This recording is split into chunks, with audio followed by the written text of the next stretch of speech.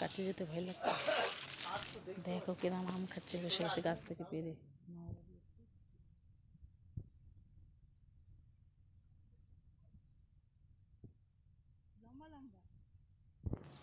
এগুলো কি কাঁচা মিষ্টি?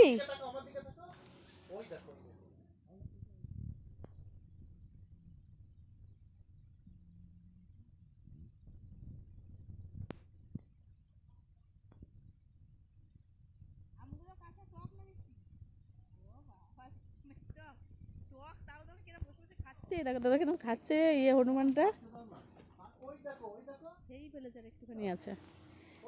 কাছে যেতে ভয় লাগছে বাবা রে, যদি খাই খাই খাই খাই করে।